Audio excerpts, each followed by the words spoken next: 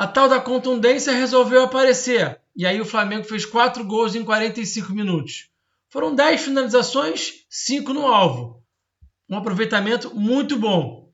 Gerson em noite de gala. Arrascaeta muito bem. Ayrton Lucas com 2 gols. E o Vasco?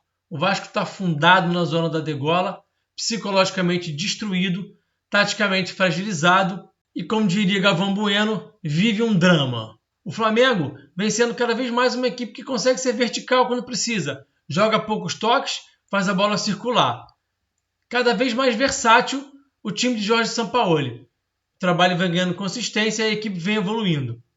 Depois que eu rodar a vinheta, vamos falar de tática.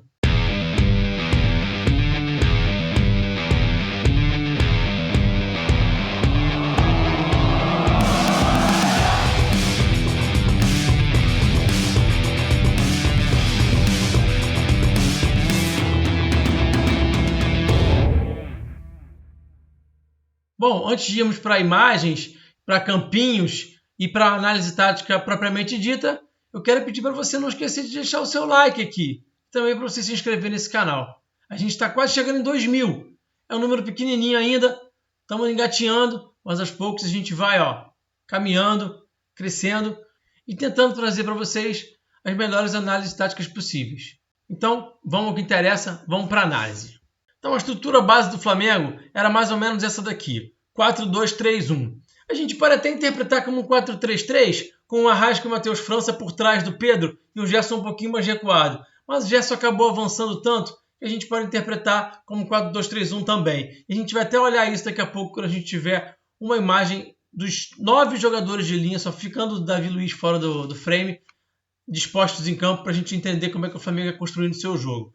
A gente teve mais uma vez o Wesley um pouco mais espetado, um pouco mais avançado no campo de jogo do que o próprio Ayrton Lucas. O Sampaoli vai cada vez mais mostrando que ele gosta desse tipo de formação assimétrica, em que o Ayrton Lucas aparece no espaço, ele já não está lá. Isso é uma tendência, tanto é que desde o jogo contra o Internacional, lá no início do trabalho do Sampaoli, ele já usava essa estrutura e continua a mantendo. Assim como o Gerson, como um cara um pouco mais pela esquerda, atacando a profundidade, sendo uma dupla ali com o Ayrton Lucas e aí o Arrascaeta tendo muita liberdade. Aqui o 4-3-3, também é uma outra forma de entender, com o Arrascaeta e o Matheus França do lado do Pedro e o Gerson um pouco mais recuado.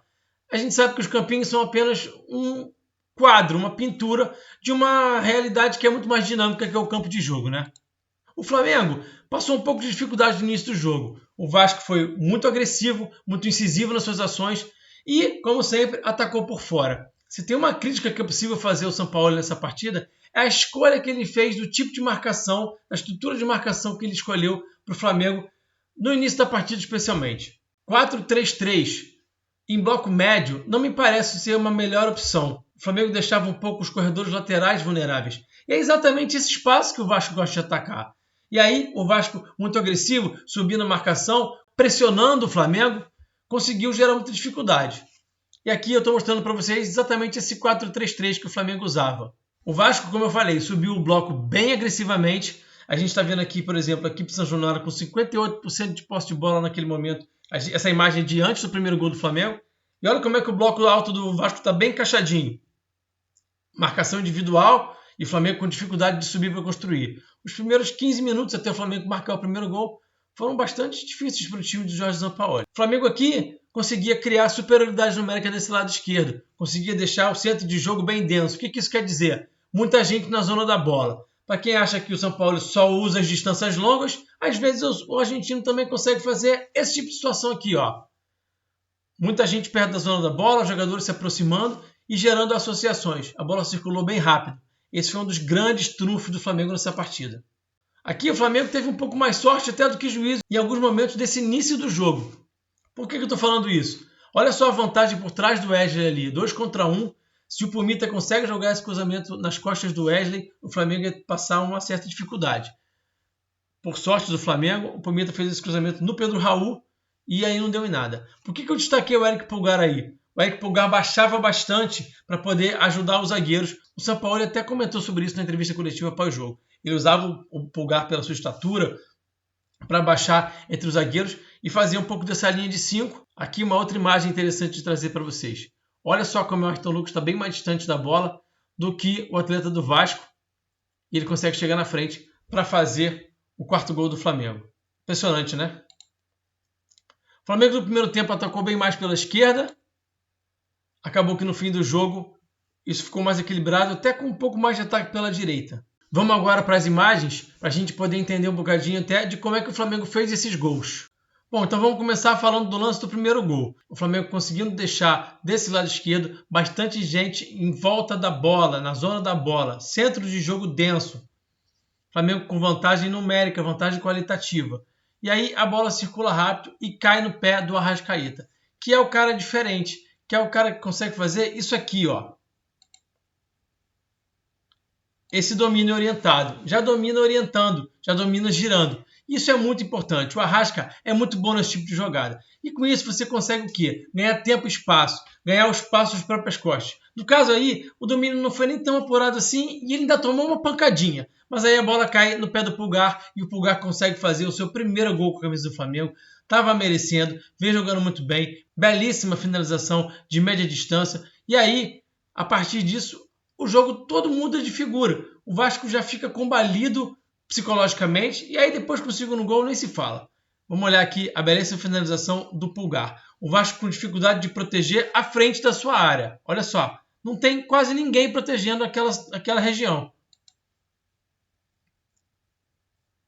E é claro, muito mérito do Pulgar que acerta um belíssimo chute. Aqui, como eu tinha falado para vocês, uma imagem com 9 jogadores de linha do Flamengo. Só não está aparecendo aí o Davi Luiz, que está um pouquinho mais recuado. E aí a estrutura de 4-2-3-1. O Gerson um pouco mais lá pela esquerda, o Arrasca como o cara mais centralizado, um pouquinho por trás do Pedro e às vezes chegando um pouquinho mais para próximo dele, mas também com muita liberdade de circular. E o França sempre um pouco mais aqui pela direita. Depois a gente até vai ver no segundo momento o França lá pela esquerda, participando do gol do Ayrton Lucas. Mas a estrutura normalmente era essa. Gerson, Arrasca e França, com o Pedro um pouquinho mais adiantado. O Pedro também baixava de vez em quando para receber essa bola no apoio e gerar espaço nas próprias costas, que o Arrasca tentava aproveitar, que o Gerson tentava aproveitar. E aí a bola circulou rápido, poucos toques, muita movimentação sem bola e o Flamengo conseguindo gerar vantagem qualitativa. Mesmo estando em igualdade numérica, consegue ter vantagem qualitativa.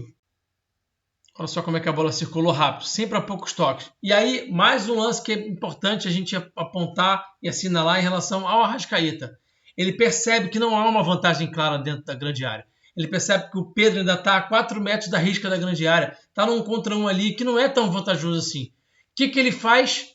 Pisa na bola, dá uma volta no próprio eixo, ganha o espaço das próprias costas para poder temporizar, como a gente chama na análise. Ganha tempo, poder gerar uma situação de mais vantagem. O França vai para a área e olha só. Ele se associa com o Wesley, a bola volta para o Wesley e aí sim ele percebe que tem uma vantagem. Aí sim ele consegue perceber o Gerson invadindo a área. Faz o cruzamento perfeito e o gesto técnico do Gerson também é muito bem apurado. É importante dizer também, gente, eu vou até voltar aqui para a gente ver um pouco melhor essa situação, que o Flamengo teve muito mérito, o Arrasca teve muito mérito, o cruzamento é muito bom, o Gerson também teve muito mérito em atacar o espaço. Mas também tem uma falha defensiva aí. Alguém tinha que acompanhar o Gerson. De novo, o Flamengo vai conseguir uma jogada que começa pela lateral do campo, de novo agora pelo lado esquerdo, e novamente, jogando a poucos toques, fazendo a bola circular rápido. Em 2, 3 toques, a bola já está com o companheiro. Olha só. Vem as costas. Tem a jogada individual do França, que consegue driblar o Pumita 2 vezes. E consegue fazer esse passo para trás. E aí tem duas situações. Primeiro, a do Matheus França, que eu já tinha falado. Ele é muito talentoso, gente. Esse menino só precisa de um pouco mais de tempo. Ele só tem 18 anos. Ele vai amadurecer. Eu tive a oportunidade de estar no Maracanã, no Flamengo Cruzeiro, e eu fiquei bastante impressionado de ver esse atleta ao vivo. A qualidade que ele tem para dominar orientado, para ser agressivo, para driblar 1 contra 1. Ele é muito bom jogador. E aí tem um detalhe aí em relação à última linha da defesa do Vasco, que afunda demais também e acaba possibilitando que o Ayrton Lucas receba essa bola com um pouco mais de liberdade e consiga fazer a finalização. Olha só. Gente, o Flamengo foi um time que, como eu já falei, movimentou bastante a bola. Foi um time que se movimentou, os jogadores também se movimentaram bastante. A gente viu a Arrascaeta se movimentando bastante de um lado para o outro. Participou da jogada do primeiro gol pelo lado esquerdo, participou da jogada do segundo gol pelo lado direito. esteve em corredor central, esteve ao lado do Pedro algumas vezes como segundo atacante, baixou às vezes lá embaixo para receber a bola, para poder abrir espaço nas próprias costas para o Gerson, para o Ayrton Lucas, naquele lado esquerdo. Então, foi um time que funcionou muito bem. E assim, depois que fez o segundo gol, o adversário simplesmente acabou psicologicamente, ficou destruído, ficou bem mais fácil. Tanto que o Flamengo, como eu já falei, acabou até se poupando um bocadinho no segundo tempo, para poder já pensar na partida de quinta-feira, tentou circular a bola um pouco mais lentamente, até subiu o bloco de vez em quando, tinha algumas situações de dinâmica, o Vitor Hugo mais uma vez entrou bem na partida, conseguia incomodar o Vasco, mas sofreu um pouquinho mais, o Vasco muito fraco psicologicamente, muito combalido, muito taticamente ainda tentando buscar o melhor caminho, tecnicamente os jogadores muito sem confiança, acabou sendo presa fácil, acabou conseguindo o gol de honra num pênalti bastante esquisito, bastante à brasileira, como diria o nosso grande Mauro César. E aí o Flamengo agora já olha para quinta-feira, já pensa no Racing, já pensa na Libertadores. Um jogo bastante importante e que a gente vai falar sobre essa partida aí durante a semana, na sequência dos próximos dias. Beleza? Tá bom? Fechado? Ó, não esquece de comentar aqui o que vocês acharam dessa partida. O Gerson foi o melhor em campo mesmo? Quem mais jogou muito bem? Arrasca, Ayrton Lucas, Pulgar, quem mais? Gostei do Wesley também, viu? O Wesley cada vez mais entendendo o jogo, cada vez mais participante. A gente precisa fazer um parênteses só sobre uma situação que não está muito legal. E o próprio Sampaoli falou sobre isso agora na entrevista coletiva, agora há pouco. Estou gravando esse vídeo logo depois da coletiva do Sampaoli. Sobre a capacidade que o Pedro precisa ter de entender melhor o jogo, como é que o Sampaoli interpreta o jogo, como é que o Sampaoli quer que o time jogue, como é que ele quer que o Pedro se potencialize nesse time. O Pedro, mais uma vez, não foi bem. Não, gente, o Pedro não fez um gol. Aquele gol não foi do Pedro. A súmula pode dizer o que ela quiser, o juiz pode dizer o que quiser. Foram 2 gols do Ayrton Lucas, né? O campo grita, o campo diz pra gente o que aconteceu. Mas voltando ao Pedro,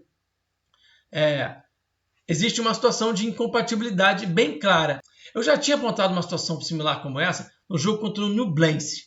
O Pedro, sem o entendimento de quando é que é para baixar para buscar essa bola, quando que é para atacar a profundidade, tecnicamente ele parece abaixo. Então o São Paulo vai ter que fazer um trabalho bem especial com o Pedro para poder potencializar, conversar com ele. Ele também tem que tentar se esforçar mais para poder entender como é que ele pode ser mais útil para esse sistema de jogo do São Paulo. E precisa haver uma sinergia, um entrosamento melhor entre o time e o Pedro, Sampaoli e Pedro e o sistema de jogo. Isso é a única vírgula, o único parênteses, o único asterisco nessa partida de hoje que a gente pode falar sobre isso. Isso e um pouco desse 4-3-3 aí, um pouquinho arriscado do marcação que o Flamengo optou por fazer hoje, que eu achei um pouco arriscado. Tá? Bom, gente, obrigado. Até o próximo vídeo. Tamo junto. Beijo. Fui. Valeu.